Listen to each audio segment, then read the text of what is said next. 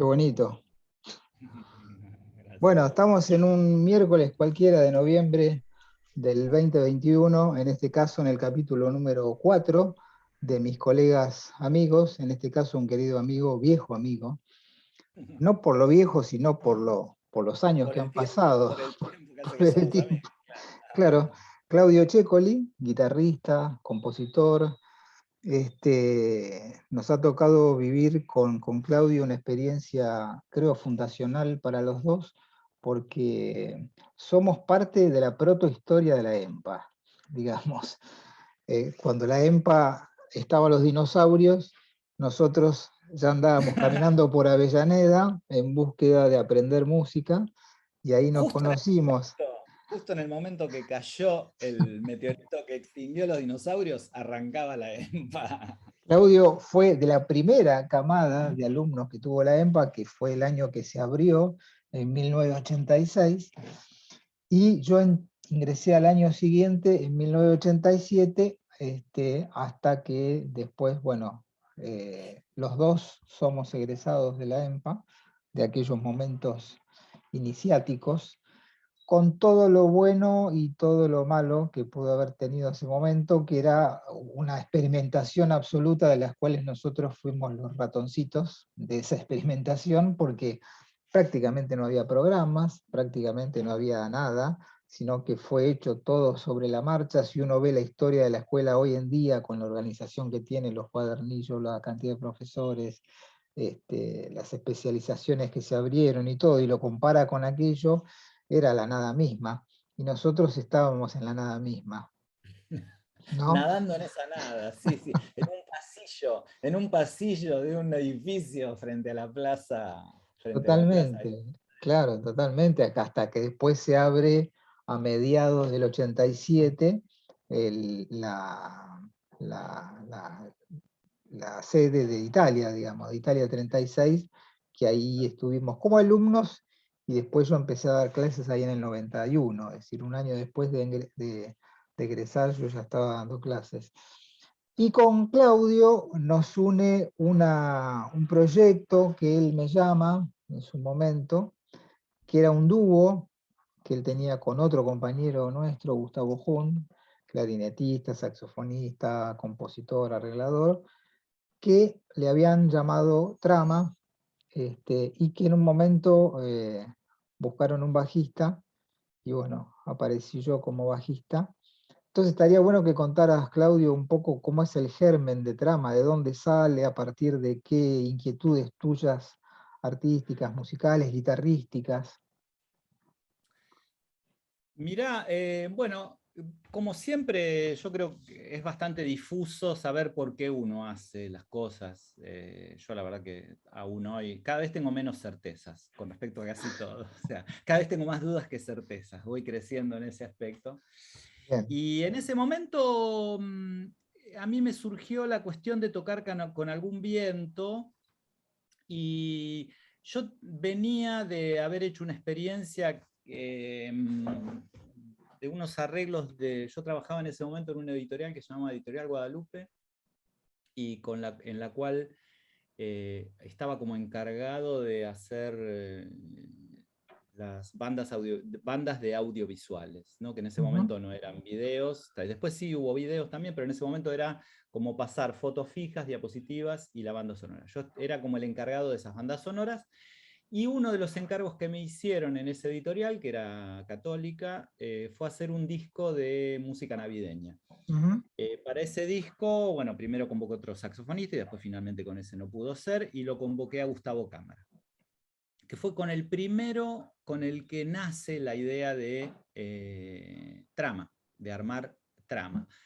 Que en ese momento tampoco el nombre era tan claro si iba a ser la trama, trama. Bueno, Ah, pero la cuestión tenía que ver, sí tenía que ver con la cuestión contrapunto. Yo ya desde ese ah, momento tenía algo que ver con el entramado melódico. Y empezamos a hallar a dúo yo con la guitarra de nylon y Gustavo tocaba el saxo soprano. Gustavo es un gran saxofonista, ya era un gran saxofonista en ese momento, ah, lo sigue siendo. Ensayamos, nos juntamos bastante en mi casa con él. hasta que en un momento él medio que se baja del proyecto porque no le terminábamos de encontrar la vuelta. Ujú. Y bueno, como que no había un horizonte muy claro hacia dónde, con qué temas. A pesar de que ya 3 o 4 cosas teníamos armadas, pero no había un horizonte muy claro. Cuando se baja cámara de la cuestión de dúo, yo lo llamo a otro Gustavo, a Gustavo Hunt, Ujú. a quien yo aún hoy sigo admirando como un músico muy completo y muy sólido. En ese momento Gustavo es más chico que yo, pero en ese momento ya tocaba fenómeno el clarinete, todavía no tocaba saxo.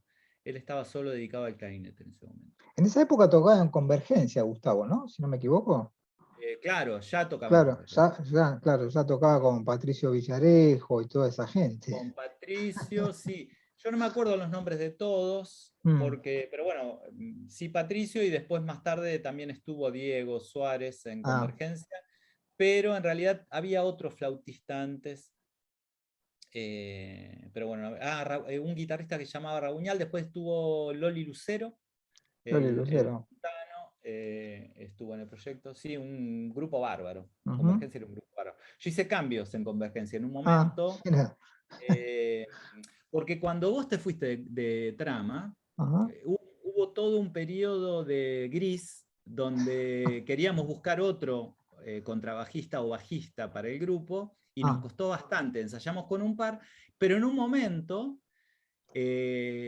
Loli no estaba, se tenía que ir a San Luis, no me acuerdo qué pasaba, y me dijeron, che, ¿no querés tocar en Convergencia este concierto que tenemos? Y de paso, Patricio toca las partes de Máximo y armamos un trama. Y hubo un ah, trama que fue con Chelo. Hubo un qué bueno, concierto donde trama fuimos qué bueno, Patricio, Gustavo y yo. Sí, qué bueno. sí. Eh, bueno, lo llamo a Gustavo Hunt, yo pensando que me iban a decir que no, siempre yo era cara dura porque les decía, pero decía, ¿qué le va a interesar hacer esta Claro. música? ¿Viste? Y Gustavo se entusiasmó, nos pusimos a ensayar, empezamos a juntarnos, y por sugerencia de él, en un momento decidimos ampliar a trío con alguien que tocara el bajo.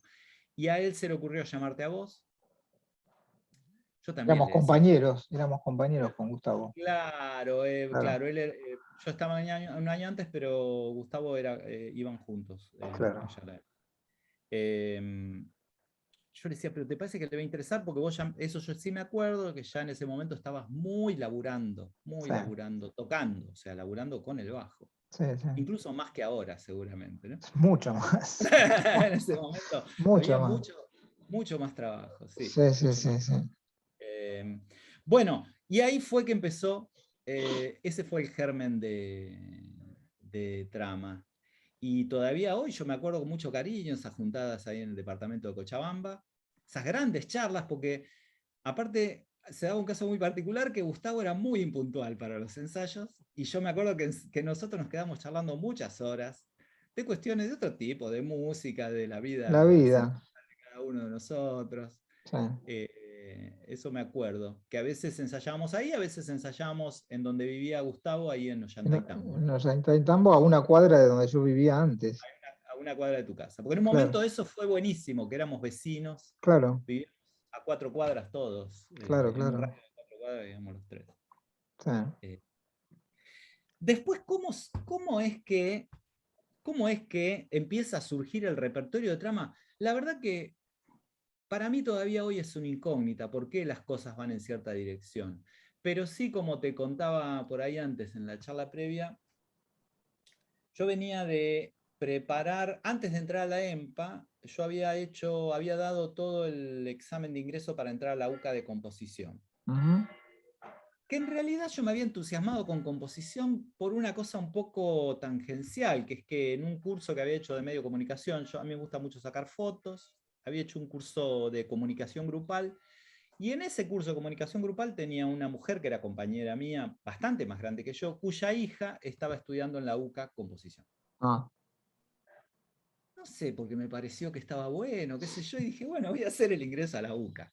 Y eso sí fue buenísimo para mí. No entrar a la UCA, porque después no entré, porque no tenía piano y tenía que Claro. preparar un examen de piano, pero sí preparé todos los exámenes de esa previa, que son 2 años, donde hay que estudiar mucho de armonía vocal del siglo XVIII, y de contrapunto, hay que poder hacer contrapunto hasta fuga. Invenciones, fugas, que sea contrapunto imitativo. Yo preparé ese examen con Mario Mucio, que yo creo que es el actual rector de la UCA. Y en ese momento había grandes maestros, ¿no? En la UCA daba clase Gandini, había tipos Ah, muy importantes dando clases, ah. muy. Eh, y esos 2 años para mí fueron reveladores de muchas músicas. Eh, Todo esto fue previo a la entrada a la EMPA, fue incluso previo a que yo me casara, o sea, porque yo después me casé, me separé, tuve toda una época muy tumultuosa. Todo esto que estás hablando, Claudio, es en tus 20 y pico, recién, Sí, muy porque joven. sí, muy joven, antes de los 20, sí, los 20, yo me vine a Buenos Aires a los 20. Ujú, Me vine o sea, de Pergamino. Ya había venido a Buenos Aires a estudiar un poco de guitarra clásica en mis 16, pero después cuando cumplo 18 me voy a la Colimba, en Bariloche, y cuando vuelvo de la Colimba a mis 20, porque bueno, tuve que pedir una prórroga porque hice el ingreso a ingeniería, estudié ingeniería unos años, y en esa mezcla de estudiar ingeniería, mientras me iba dando cuenta que iba a abandonar ingeniería, preparé este ingreso de la UCA, ujú, y todavía me acuerdo esa imagen de un departamento. En ese momento me mudé a mi primer departamento propio, mis viejos me ayudaron, a mí me dieron un préstamo en el laburo que estaba, y ujú. pude juntar la mitad de la guita de un departamento y la otra mitad me la agarparon mis viejos. Y me pude comprar un departamento, y todavía me acuerdo, un departamento donde no había nada, solo había una tril y una lucecita, y yo cantando los solfeos, que eran rarísimos, viste, todas unas cosas así de música contemporánea, con saltos, y yo cantando esas cosas en ese departamento de San Telmo, donde después nos pusimos a hallar contramano. Ah, Entonces yo venía de esa época, entonces entré a la EMPA con ese imaginario con ese musical. bagaje, además. Claro, con ese imaginario musical, que bueno, en el momento uno no se da cuenta, pero la verdad que fue muy importante. Para mí todo el estudio del contrapunto me abrió Claro. una puerta, porque bueno, me hizo amar muchísimo la música de Bach y escuchar muchísimo esa música y analizarla y poder hacer algunas eh, pequeñas composiciones a la manera de, Ujú. ¿sí? Eh, entonces, se ve que de ahí me quedó esa idea del amor a la melodía, ¿no? De tratar de buscar el desarrollo melódico, y no tanto peso, digo, no es que la armonía uno no la tiene que conocer, pero a veces en la música popular hay como una sobrevaloración de la armonía, Ujú. que en mi caso, bueno, estaba como un poco más contrapesada por esta cuestión de desarrollo melódico. Y por eso, bueno, después cuando vos entraste, hablábamos antes, que vos decías que te sorprendía esa cuestión de que el bajo estaba pensado como un instrumento melódico también. Claro, claro, claro. Las Y partes, no tan, les cuento a los bajistas que puedan estar escuchando esta charla, eran un verdadero moño, eran un verdadero moño. No había una fundamental del acorde jamás. Si el bajo era un instrumento que cumplía su función rítmica, digamos, pero que tenía como un laburo más camarístico, digamos, no tanto de base. Entonces leer esas partituras que hacía Claudio en ese momento, había que estudiarlas porque había que ensamblarlas después con lo que tocaba el clarinete, que no coincidía nunca con el bajo, y la guitarra tampoco coincidía nunca, entonces eran 3 voces permanentemente moviéndose, cosa que era muy interesante, y el resultado de eso era muy interesante. Lo que pasa es que era una música, convengamos que un trío de guitarra, clarinete y bajo, el bajo tiene que bancar, por un lado, el ritmo, porque era música digamos, autóctona argentina, con raíces medias folclóricas, medias tangueras, medias brasileras, por ahí también, si no recuerdo mal. Y el bajo tenía una responsabilidad muy grande al no haber ni percusión ni batería. Entonces todo se movía y era muy arriesgada la música. No sé si vos te acordás de eso, Claudio. Era muy arriesgada. No sé si vos te acordás de este, pero hacíamos un arreglo del tema que se llama Moliendo Café. Y lo habíamos titulado Demoliendo un café. Eso me acuerdo perfecto. Yo me acuerdo que era Eh, todo muy difícil, que era todo muy, muy escrupulosamente escrito, muy a la manera académica a lo mejor, donde el bajo tenía un laburo titánico, digamos, ¿no? Es decir, yo nunca había tocado en grupos artísticos hasta ese momento con un grado de dificultad, digamos, rítmica especialmente, tan grande y de tanto desarrollo melódico. Es decir, yo estaba acostumbrado a un bajo más, llamémosle, tradicional, y en trama me encontré con un despelote para tocar inmenso y con dos tipos que tocaban muy bien, como Claudio y con Gustavo Hunt, música original, toda de Claudio, en una búsqueda donde, como él contaba recién, su intervención en la música contemporánea le dio herramientas para componer esa música totalmente original y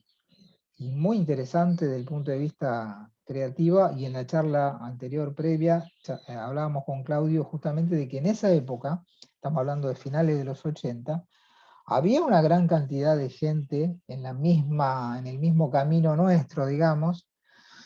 Por ejemplo, hablábamos de Convergencia antes, hablábamos de Apertura, gente con la cual yo después terminé tocando en el quinteto del cuartetazo, como Marcelo Quitay, Daniel Mesina y Emilio Soya, más Víctor Skorupski, nada menos. no, nada, claro. Comedia, el grupo que tenía Marcelo Mogileski, y muchas, bueno, Snager andaba ahí dando vuelta también ya en esa época, y El mucha grupo gente que que hacía estaba música de raíces argentinas, digamos, que venían con precedidos, digamos, ya de la historia que había marcado Manolo Juárez, Rodolfo Mederos, Rodolfo Alchurrón, bueno, toda gente que fueron Dino Saluzzi, ya, o sea, yo me acuerdo los conciertos de Dino Saluzzi ahí en la Pentea. eran tremendos. Estaba Alfombra Mágica en ese momento también, con Quique Sinesi, Matías González y Horacio López.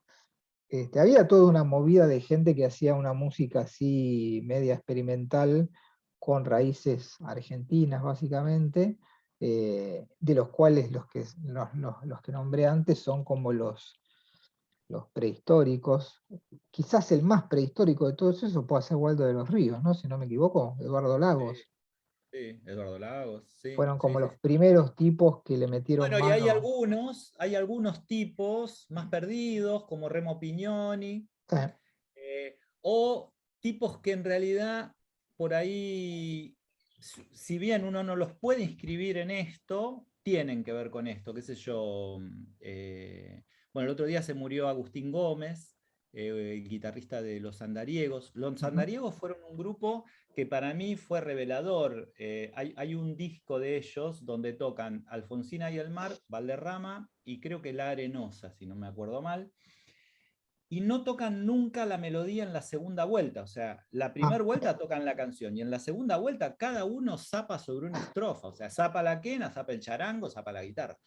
Eso, y ese disco es de los años 60, ¿viste? uf, 60 y algo. Y el disco de Kelo Palacios, Tiempo en otro, Kelo sí. Palacios, donde hablando con Kelo, él contaba que para grabar ese disco se juntaron en guión y no sabían qué repertorio iban a hacer. Y están Hugo Díaz, Dino Saluzzi, Eduardo Lago, bueno, Kelo, eh, Oscar Alem, Para leer. Domingo Cura. Entonces, me parece que ahí está la conecta, ¿no? En ese lugar. Tal vez, digo, pensándolo, eh, porque a lo mejor lo difícil es que en este país todos somos el país del no me acuerdo, ¿viste? Sí, Es como que no hay un registro histórico. El otro día vino a comer acá a casa el cordobés Icanovo, el sí, compositor, sí. estábamos charlando de eso justamente, de que de alguna manera es como un país que empieza de cero culturalmente todo el tiempo. No hay como un registro de qué hicieron los otros para que vos te puedas subir a la espalda de esa y mirar más lejos. Claro. Porque si uno se diera cuenta de lo que hacía Hugo Díaz, de lo que hacían los Nocheros de Anta, de lo que hacían los Andariegos, de lo que hacían los Tres para el Folclore, la música argentina sería mucho más potente hoy. O sea, Claro, habría proyectos que no se considerarían de avanzada, ¿viste? claro, claro. Es como que es, porque hay una riqueza muy grande en toda la producción de la música argentina, que uno piensa lo que es Alfonsina y el mar, y vos decís, wow, loco, qué canción, ¿viste? Ujú. ¿Y en qué año la compuso Ariel Ramírez, Alfonsina y el mar? O no sé, o la nostalgiosa de Eduardo Falú, bueno, estoy hablando de todas zambas, pero hubo tipos que miraron muy para adelante, y que fueron olvidados, o sea, por la difusión. Bueno, somos un país dependiente también, ¿no? Y Sí, muy colonizado. sí, sí. Digo, tal vez esté ahí la conecta, ¿no? Porque cuando uno piensa Dino Saluzzi es un salteño que toca folclore, ¿no? Sí, Es eso, el tipo. Finalmente, si uno se sí, pone a sí, pensar, sí, sí. toca un instrumento muy argentino como es Sí, el bandoneón y toca folclore. Cuando vos lo escuchás tocar la telecita, te querés morir, ¿viste? El tipo decís, "Uah, se te baja la presión". Eh, entonces, tal vez esté ahí, ¿no? La cosa, en ese tuco que se armó en los 60, sí. eh, y que en realidad también venía de antes, qué sé yo, de Caro en el tango, Horacio debe haber sido Salgán, una revolución, claro. Astor. Bueno, claro. Claro, claro, nada es por generación espontánea, ¿no? De alguna Claro, manera. pero fíjate qué loco, uniendo dos cosas que unen nuestras vidas, digamos, ¿no? La EMPA y esto que vos estás hablando. Los generadores de la EMPA, los tipos que le dieron vida a la EMPA, fue en principio un tipo que fue el que se le ocurrió la idea, que fue a Cacho Tirao, que fue el tipo que dijo, che, tendría que haber una escuela, una especie de conservatorio de música popular. Bueno, eso fue un poco llevado a la provincia de Buenos Aires por él. No sé por qué cayó en Avellaneda, eso no me queda claro, no sé bien la historia por qué termina siendo en Avellaneda y no en otro lado. Sí, Y sí. los tipos que trajo aparejado Cacho fueron Manolo Juárez, uno de los tipos que nombramos recién, Rodolfo Mederos, otro de los tipos que nombramos recién, el Quelo Palacios, y gente que venía con una impronta muy artística, digamos. Vos recordás que Horacio era Salgán, gente, bueno, ¿vos no tuviste clase con Horacio Salgán? Yo tuve alguna no, clase con Horacio Salgán. no, no, no, no. Tuve una clase de lenguaje de tango con Horacio Salgán. Ah, Él también estaba Hugo Pierre, eso me acuerdo. claro, Eh, claro. Pero Y digo, eran gente que traía una impronta muy artística, este, compositores, gente muy importante de los géneros que estaban, eh, y creo que eso hizo un agujero en nosotros, digamos, y de estudiar con esa gente. Vos hablabas recién en la charla previa de Omar Oliveros, que era trompetista, si no recuerdo, de la Porteña o de la Antigua, no me acuerdo. y de una de esas, no me De una de acuerdo. las dos. Y el tipo me acuerdo que sus clases de historia del jazz, que la dio por un par de años hasta que se pudrió el sistema y se fue, eran clases directamente universitarias. El tipo tenía armado todo el esquema de la historia del jazz perfectamente, muy bien dado, con ejemplos, en cassette en aquella época, con apuntes muy bien hechos, extractados de diversos libros de la historia del jazz, que no eran los que hay hoy en día, había mucho menos en aquella época, y el tipo daba unas clases excelentes, y vos me contabas en la charla previa que escuchaste por primera vez jazz en tu vida gracias a Omar Oliveros, ¿no? Sí, sí, sí, fue en eso. Para mí el tipo fue una bendición, La verdad que porque sí. encima era tan generoso Sí, que vos le decías, uy, maestro, esto me encanta. Sí, tráeme un cassette, te lo grabo. Y él te sí, hacía los cassettes y te los rotulaba todos. Un genio, un un tipo genio, genial. sí, sí.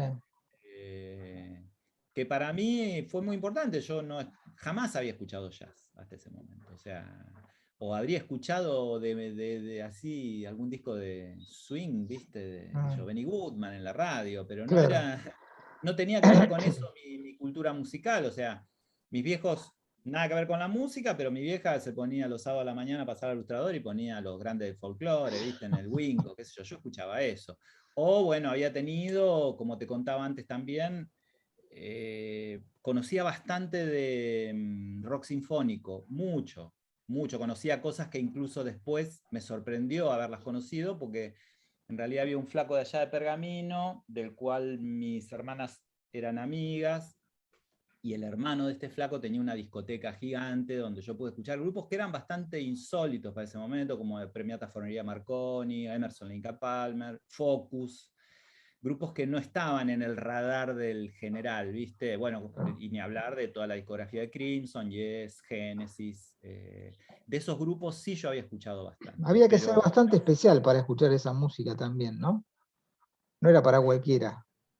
no, pero me acuerdo sí la situación de poner el disco y viste, sentarte en la cama y pasarte capaz media hora hasta que se terminaba el lado, lo dabas vuelta y seguías con el otro y dar vuelta y dar vuelta el disco. Pasarse mucho tiempo Escuchando. en silencio escuchando. Eso sí, me acuerdo de esa situación. O entre amigos, juntarse un par de amigos y poner el disco y poner decir, "Ay, mirá".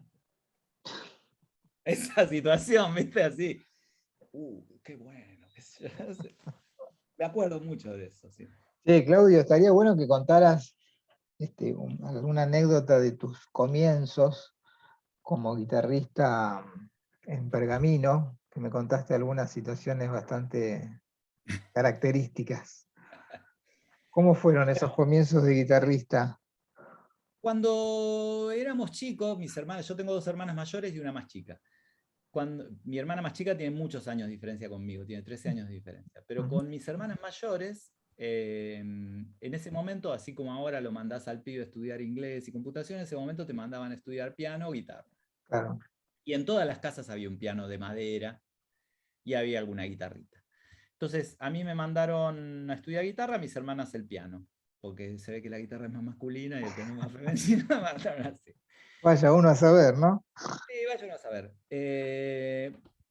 La profe con la que estudiaban mis hermanas debía ser muy buena. Mi hermana sigue tocando el piano bárbaro, mi hermana Ah, mayor, a pesar de que es médica, se dedica a otra cosa, toca el ajá, piano fenómeno.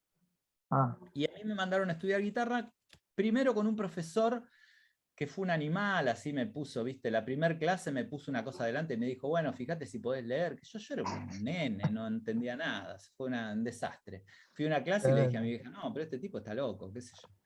Y ahí me mandaron con otra profe que era más humana, con Susana Peralta. Y yo estudié con ella varios años, estudié, no estudiaba, iba los ibas, viernes. Iba los claro. viernes, miraba un poquito lo que tenía que mirar antes de ir a la clase y después sí iba. Pero iba, me obligaban, pero iba, qué sé yo. Hasta que cuando tenía 16, porque el sistema era el Conservatorio Albistur, Ujú. y estos conservatorios en el interior funcionan como filiales de una central de acá de Buenos Aires. Sí, Entonces, cuando son los exámenes de fin de año, te van a tomar examen, hay una comitiva que va de acá de Buenos Aires y te toma examen. No sé si seguirá funcionando así, pero eso en ese momento era así. Me van a tomar examen y yo doy el examen, siempre te sacabas 10, porque es así, o sea, vos garpás y te sacabas 10, era así. claro, claro. Pero el profe que me toma el examen, Eduardo Tenon, cuando termina el examen me dice, mira, ya estás aprobado, está todo bien, no te das ningún problema, esto ya está cocinado, pero vení un poquito que te voy a tocar un poco las músicas que vos diste en el examen. Y cuando él toca las músicas, para mí fue como una especie de revelación, porque lo que él tocaba No era, era como otra cosa que lo que yo había rendido. Yo no qué podía lindo, reconocer, casi no podía reconocer lo que yo había tocado en eso que él me mostraba. Entonces claro. yo quedé como obnubilado y dije, uy, tengo que viajar a estudiar con este tipo, no puede ser. Creo que ese fue el momento en el que yo empecé a entusiasmarme con la guitarra. Mirá. Me parece que ahí para mí eso fue muy importante. Mirá qué loco, porque otro lo podría haber tomado como una frustración eso. Y para vos fue inspirador, digamos, ¿no? Para mí fue inspirador, sí, sí, porque Mirá, él lo hizo con muy buena onda, mucho cuidado, mucha con mucho generosidad, cariño, con mucho cariño además. mucho Claro, amor, o sea, no tuvo que ver para nada con una cuestión de fíjate cómo toco yo, nada que ver. Claro, Fue claro, un claro. acto de amor del tipo. O el tipo te podría haber dicho, mirá, loco, vos no servís para esto. Tenés que dedicarte a otra cosa. Me lo podría haber Claro. dicho y estaba justificado si me lo decía porque era un desastre como yo tocaba. Pero en realidad fue súper generoso, un amor. Y a partir de ahí, yo me las ingenié, aprendí, bueno, qué sé yo, cosa de la vida, aprendí a arreglar relojes. En ese momento yo arreglaba despertadores, relojes despertadores, de los que eran Mirá. a cuerda. ¿Sí? De Sí, los que eran sí, a sí. pila también, pero sabía más de los que eran a cuerda. Aprendí, tengo un tío relojero que es muy bueno, Ah, me hizo hacer un curso a distancia de relojería. Y aprendí, y trabajaba para 2 o 3 relojerías qué de allá de bueno, Pergamino, importante, para el True Joyero de Pergamino, o qué sea, bueno. arreglaba relojes, y esa guitita que me ganaba, la dedicaba a garparme el viaje, la clase con este tipo, Ujú, y a comprarme un par de discos. Siempre me iba a alguna disquería de Calle Corrientes, me compraba algún disco. Me acuerdo todavía un disco muy lindo de Julian Brin tocando Villalobos. ujú. Compré cosas así muy lindas que en su momento me hicieron muy bien. Eh, entonces me viajaba los sábados, cada 15 días, a estudiar con él, que estaba en la central del Conservatorio de Albistur, estaba ahí en Palermo. Me bajaba en retiro del colectivo, viajaba a las 5 de la mañana, salía de allá, llegaba a las 8 acá. Me iba a la clase, tomaba la clase con él, que yo después pasaba por la disquería y después me volvía a Pergamino. Claro. Pero para mí esos 2 o 3 años que estudié con él fueron maravillosos porque él también estaba contento con lo que estaba pasando y me programaba en conciertos de estudiantes. Entonces por ahí Además, yo un sábado, es como que te acomodó la foto, digamos, ¿no? sí, porque no solo, te imaginas que no era, cada vez que yo venía a la clase con él me prestaba un disco, Ah, o me hacía escuchar una música, o se sentaba él y me tocaba algo y me decía, ¿ves? Esto es tal cosa. Para mí fue muy rico ese ujú, momento. Junto con toda la cuestión de venir a la ciudad de Buenos Aires, ¿viste? De claro, viajar claro. acá solo. Bueno, no sé, fue como muy importante. Eso fue para mí fue muy importante. Y después otra que te contaba antes, que por ahí es simpática, es cómo aprendí armonía funcional, que yo participaba en un grupo religioso de chico, cuando era adolescente, un grupo de jóvenes de la Iglesia Católica allá, que había un cura que era copado, y, y yo tenía que acompañar a todos los que cantaran en la iglesia, que a veces salían en cualquier tono, ¿viste? Salían cantando oh Dios, sí, y yo, viste, tenía que buscar en qué tono estaban, qué sé yo, ¿eh? O cambiaban de tono en el medio, viste, de pronto modulaban de un modo repentino y yo tenía que adecuarme. Entonces Claro, yo ahí claro. aprendí mi formación en armonía funcional viene de ahí. Después me alejé de Claro, la iglesia, dejé de creer, viste, así en ese Dios y todo, sí. pero eso me quedó. Así Pero que que, nosotros hacíamos un paralelo con Pichuquito. Pichuquito era un famoso bandoneonista de la tele, que era muy famoso porque era el bandoneonista del programa si lo eh, sabe, cante, de Si ¿no? lo sabe cante de Roberto Galán, que marcó toda una época, donde la gente iba a cantar y había un grupo de músicos, entre los cuales estaba Rubén Lobo, que después fue compañero nuestro de la EMPA, baterista de Mercedes Sosa durante mucho tiempo, y los tipos su laburo era acompañar a quien viniera, como viniera y de la forma, y había gente que por ahí cantaba más o menos bien, y había gente que realmente era un desastre, y no sé si no estaba Mario Marzán en el piano, si no me recuerdo Ah, mal, puede ser, sí, sí, el sí. maestro Marzán, que lo que hacían era tratar de perseguir a los cantantes. Perseguían, claro, no los acompañaban, los perseguían. Los Era perseguían y a veces llegaban a buen término y a veces pasaba toda la letra de la canción y los tipos seguían buscando a ver en qué tono estaba y a veces no había tono porque era todo muy relativo y los tipos cantaban de una manera bastante especial, por llamar de alguna manera. Entonces vos... Como decía el mono Villegas, te busqué en las blancas y no estabas, te busqué en las negras y tampoco estabas, debías estar cantando en lentija. Vos vendrías a ser un poco el pichuquito de la Iglesia Católica de Pichuquita, Pergamino. claro, Claro, sí, claro, claro. Qué sí, tremendo, ¿no? Qué bueno. sí.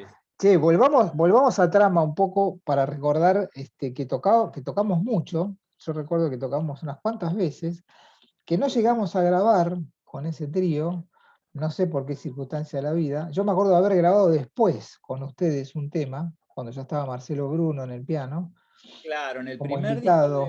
el primer disco de Trama, en el primer disco así que salió de Trama, vos grabaste. Claro, Sí, sí. grabé un tema de invitado, pero yo me acuerdo, digamos que teníamos bastante actividad, tocábamos bastante, ensayábamos bastante, probábamos bastante, y los ensayos, como decíamos antes, era una especie de centro de experimentación para ver cómo hacer para que suene una guitarra, un clarinete y un bajo. Pues además, convengamos que en aquella época, ¿qué referentes teníamos de esa formación?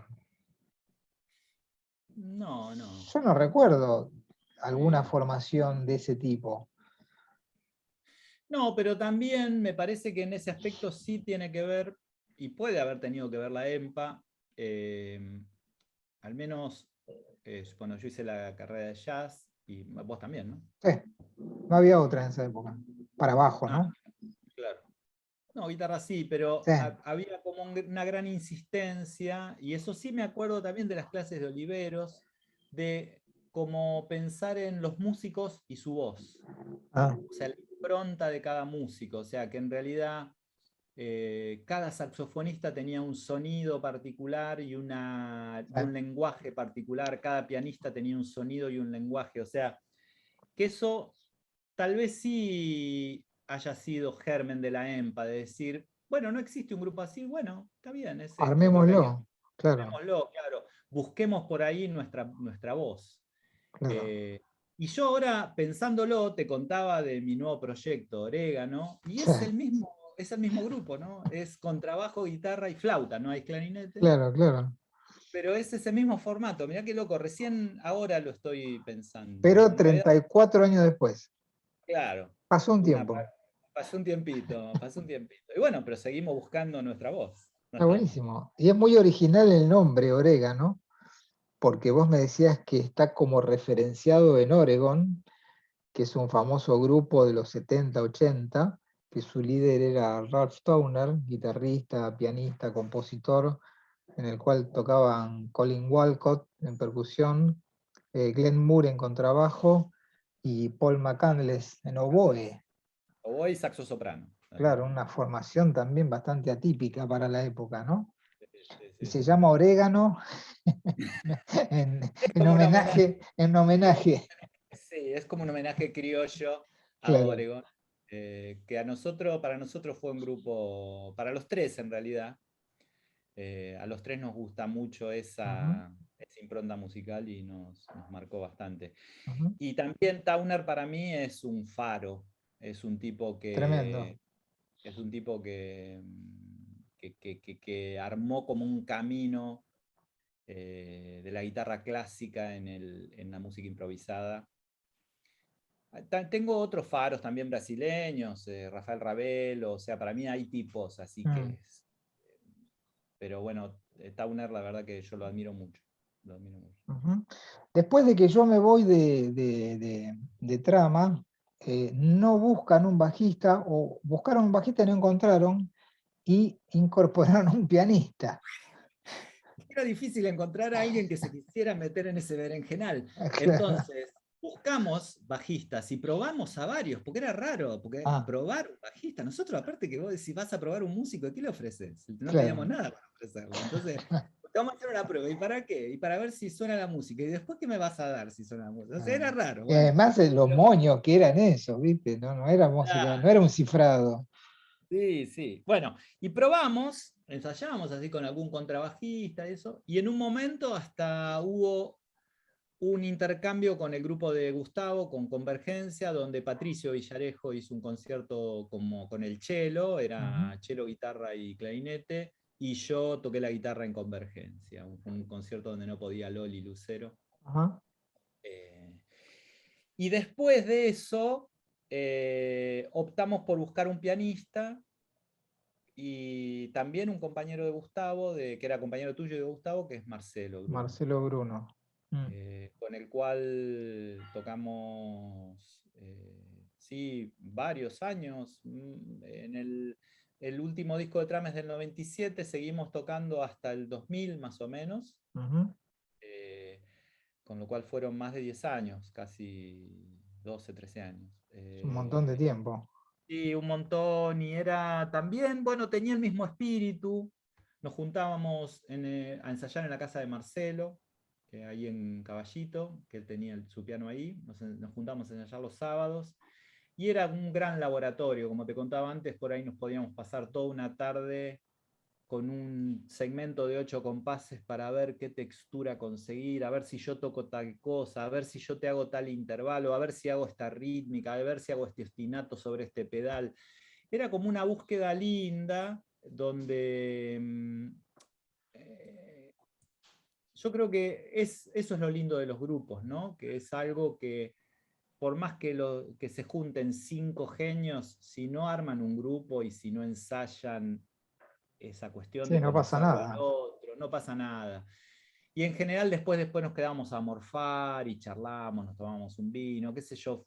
Había como toda una cosa de hermandad extramusical también que fue muy, muy enriquecedora.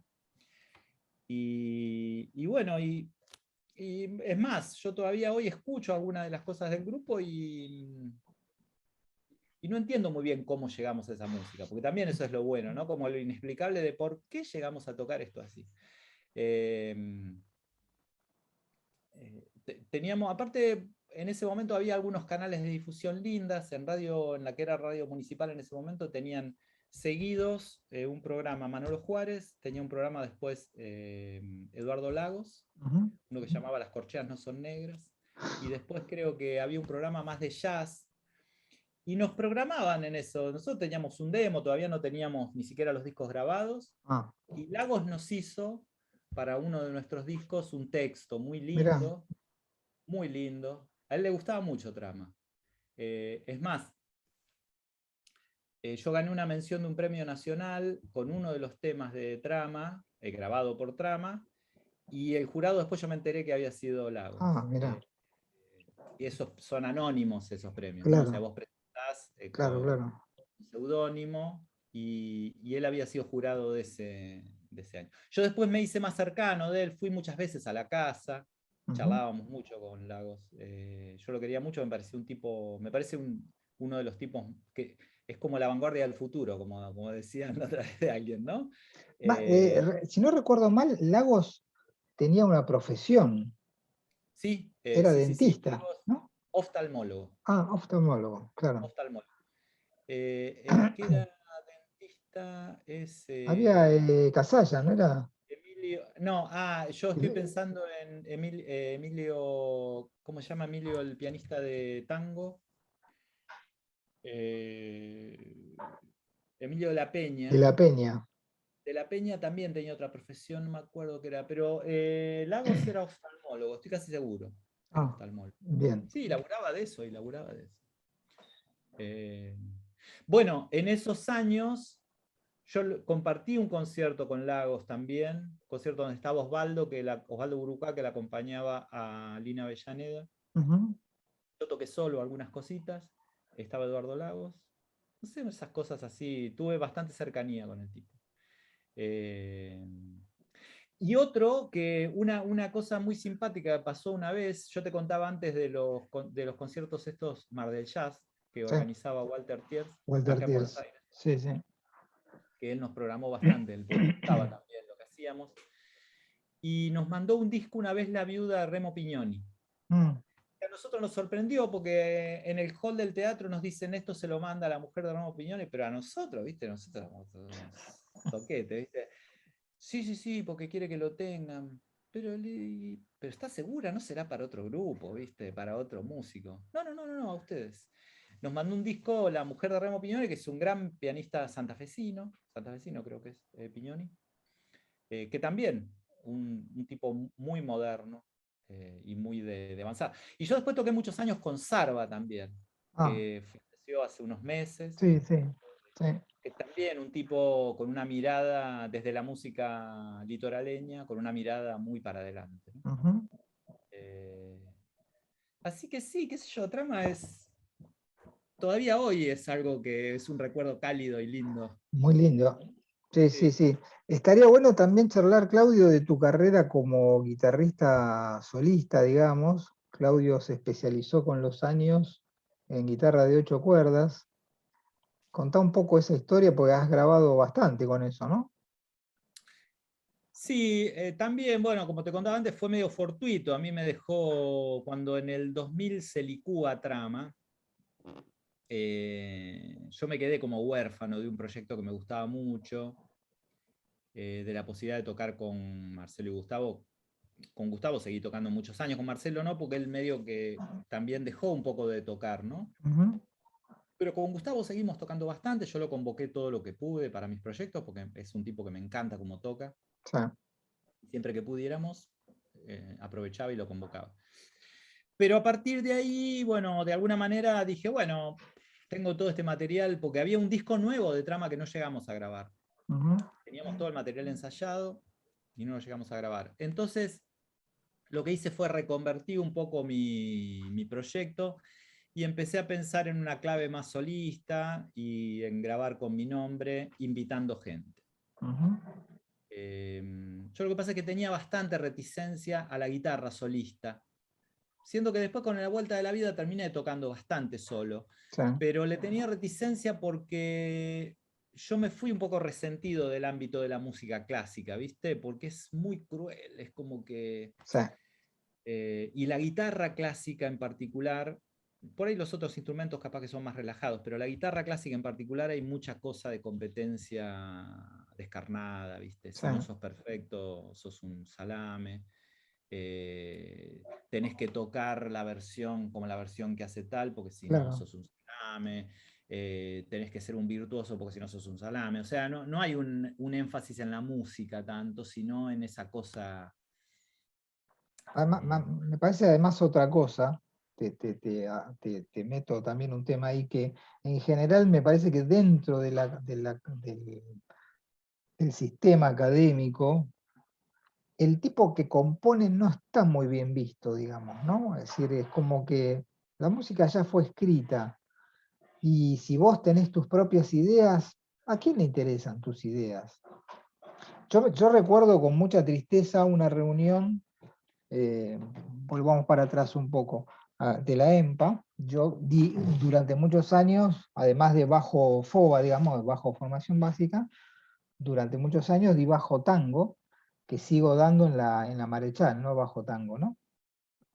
Y en una reunión se empezó a hablar del tema de modificar un poco el repertorio para no criticando el repertorio, llamémosle tradicional, sino que había alguna gente, por ejemplo Alejandro Martino, que decía que había que tratar de sumar material nuevo, repertorio nuevo, compositores jóvenes, letras de tangos modernos, digamos.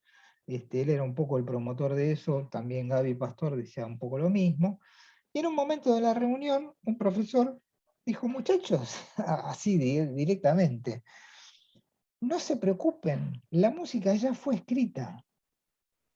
Y yo decía, y además había ahí un montón de colegas, compositores, más jóvenes que yo decía, ¿qué pensarán estos tipos de su compañero que en un momento en una escuela de música popular dice, muchachos, hasta Gardel fue escrito, después de eso ya no hay más nada? Y no lo dijo un tipo de 90 años, lo dijo un tipo de mi edad, ponele. Y yo Sí, dije, sí. uy, qué mal que estamos.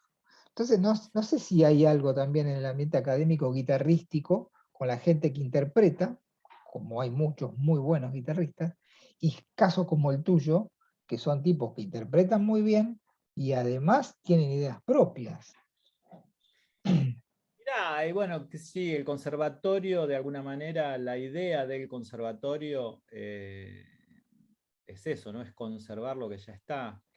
Eh, sí, sí, sí, bueno, qué sé yo. Lo que pasa es que a veces a mí me pasaba algo, yo después, más tarde, después que egresé de la EMPA, terminé haciendo el Conservatorio Nacional, estudié el Conservatorio Nacional, ¿viste? Hice como la carrera de guitarra del Conservatorio Nacional, Ujú, porque no tenía título y el título de la EMPA no me servía para nada y bueno, ujú. necesitaba tener un papel porque necesitaba laburar, ¿viste? Dar clase y Sí, morfar. Eh, y pasaba una cosa muy sintomática, que es que en la EMPA, cuando yo estudiaba en la EMPA, el que daba folclore me decía que eran todos unos salames porque no sabían tocar folclore. El que daba jazz me decía que eran todos unos salames porque no sabían tocar jazz. El que daba tango me decía que eran todos unos salames porque no sabían tocar tango. Y después fui al Nacional y el tipo me decía que eran todos unos salames porque no sabían tocar música clásica. Y yo decía, ¿puede ser que sean todos salames, Todos nene? O sea, salames. ¿qué estoy hablando? Claro, Entonces, ahí empecé a pensar que ese es el criterio que está mal, es el claro, criterio de la frontera, ¿viste? De decir, de acá para allá son tarados, de acá para acá, como estamos nosotros, somos todos buenos. claro. Porque la gran lección del siglo XX, con tipos como Piazzolla, como Gismonti, como, no sé, estoy pensando en tipos en cruces realmente, como, eh, no sé, ¿cómo se llama el saxofonista este? No Ernest Coleman, sino el grone que vino. Bueno, hay tipos que realmente están a media agua y que tienen una formación gigante, Ah, que tocan música popular, porque eligen tocar música popular, eh, y que hacen un lenguaje universal, y que no, que, o sea, y eso es la lección más grande para decir, bueno, todo bien, yo toco jazz. Ahora no es porque yo toque jazz, no voy a poder tocar folclore, porque voy a agarrar una chacarera y no voy a saber ni cómo arrancar para tocarla. claro. O porque yo toque tango, no es que voy a saber tocar jazz, porque voy a agarrar un rhythm change y si no voy a saber qué hacer, ¿viste? A los No, dos compases. sí, sí. O porque toque música clásica y porque tenga la técnica más depurada de música clásica tocando Chopin, no es que voy a agarrar Sagan y te lo voy a sacar sonando. No va a ser No, así. no. Entonces, por ahí, la integración de todo eso y el reconocimiento de mi ignorancia en algo, de decir, no, yo esto no lo sé, ¿viste? Che, ¿querés que toquemos un tema de UR Report? No, sabes que no, no lo voy a poder tocar. O sea, no, no voy a poder ni empezar, ¿viste? Claro. Eh, Me parece que también es eso lo que congela, ¿viste? La cuestión de sentir que yo ya me la sé y y que eso es lo que hay que saber, lo que sé yo. No hay nada más, Eso es digamos. una lucha muy grosa contra el ego también, ¿no? Eso Sí. ya lo venimos charlando en varias charlas con exalumnos y colegas, donde el tema del ego hace mucho daño y te hace creer cosas que no son. Entonces, cuando uno es más sensato y más lógico en su pensamiento, dice, bueno, esto lo puedo tocar y esto no lo puedo tocar. Sí, o bueno, me lo pongo a estudiar. A ver, bueno, déjame que me lo pongo a estudiar. A lo mejor lo Claro, saco. A está lo bien, mejor lo saco adelante. Déjamelo. claro. Eh, Pero Porque bueno, hay una grieta, ¿viste? La palabra tan en boga hoy en día, eso que vos decís. Yo recuerdo, cuando yo empecé a dar clases en la EMPA, ya en los tempranos 90, las reuniones de áreas que se hacían por instrumentos y por géneros especialmente. Entonces estaban los guitarristas de jazz, los guitarristas de folclore, los guitarristas de tango, los bajistas, que mis reuniones eran con el que había sido mi profesor, con Galimani, y nosotros nos poníamos de acuerdo rápidamente y escuchábamos putearse, literalmente, los guitarristas. No, porque ustedes son los hijos de puta. Y yo decía, uy, Dios, ¿cómo podemos llegar a esto, no? A que colegas, instrumentistas de distintos géneros, estén en veredas tan diversas, digamos, ¿no? Y que no los pueda unir la música, digamos, ¿no? pero porque te comiste un viaje raro, ¿viste? Yo me Sí, acuerdo esto, cuando yo sí, estudiaba jazz, y eso te lo contaba antes, el área de jazz era muy cruel. A mí me ujú, costó sacarme de encima esa marca, ¿viste? sí, ¿Por qué? Era muy cruel porque a vos te decían, y no, ¿viste? Hay que tocar, ahora hay que tocar como Pat Metheny. Si no tocas como Pat Metheny, sos un salame. Y al año siguiente te decían, no, no, tenés que tocar como John Scofield, porque si no tocas como John Scofield, sos un salame. Y al año siguiente te decían, y no, viste, si no tocas como Corro Seinwinkel, que ¿para qué vas a tocar la guitarra? ¿Viste? Y después te decían, y si no tocas como Bill Frisell, ¿para qué te dedicas a esto? Y era raro, porque finalmente casi todos esos tipos que formaban parte de ese área tan cruel terminaban haciendo música argentina o se sí, iban al exterior a tocar música argentina. sí, sí, sí, tenés ¿Por razón. qué? Y porque es lo que vos vas a marcar la diferencia. O sea, vos sos argentino y vas a Brasil ¿Y qué te vas a poner a zambar con los tipos? No, te sacan Te van a cagando. pasar por encima, te van a pasar por encima como una topadora. Claro. Entonces que vos tocas jazz y que te vas a ir a Nueva York al lado de un No, pibe de 16 que la mamó desde que te vas a poner a tocar, viste, Giant Steps. y viste, no, no No, sé, me parece que. Entonces les terminaba pasando a todo lo mismo. Se iban de girita a Europa y se tocaban unos tanguitos, se iban de girita a tal lugar y tenían que, viste, pelear una chacarera y cantar. Entonces también la escuela no quedaba fuera de esta colonización cultural que tenemos de no valorizar lo que tenemos claro. nosotros y sentir que lo que hace el de al lado siempre es más lindo.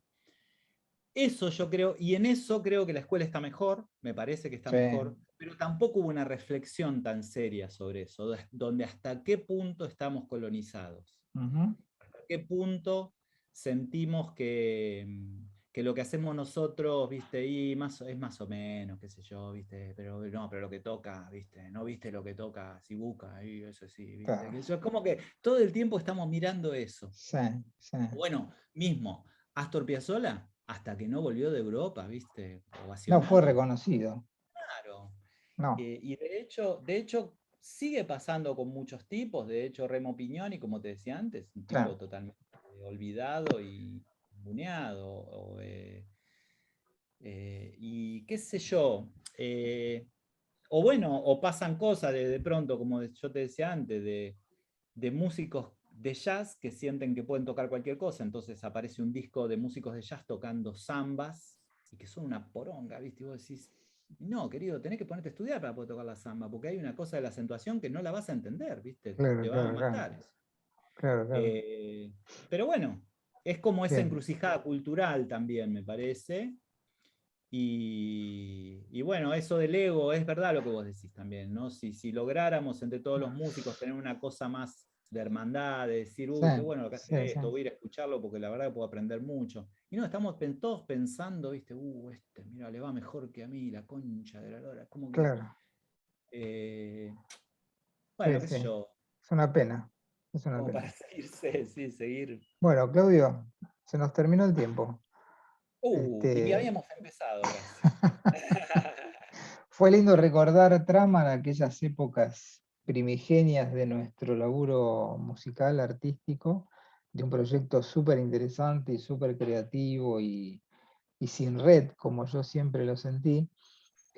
Así que bueno, ha sido un placer charlar con vos, un poco de trama, un poco de tu historia musical, un poco de la EMPA, de aquellas épocas prehistóricas de la escuela, que cuando uno las ve ahora, después de tantos años, y bueno, vos seguís siendo profe de la EMPA, yo ya me jubilé hace unos años, ha mejorado indudablemente y mucho, yo creo, ¿no? Y me parece que la impronta nuestra le ha dado un color interesante a la escuela también, ¿no? Así Sí, que sí, sí, sí, yo estoy sí. contento de haber pasado y de haber dejado una huella. Así que bueno, te agradezco muchísimo que te hayas acercado a este ciclo que he denominado Mis Colegas Amigos. Este fue el capítulo número 4 con Claudio Checoli. Un abrazo grande, Claudio. Máximo, un honor, gracias por la invitación y bueno, Nos estaremos una gran, cruzando. una gran alegría. Sí, abrazo Dale, grandote. un abrazo grande. Nos Chau, chau. vemos. Chau, chau.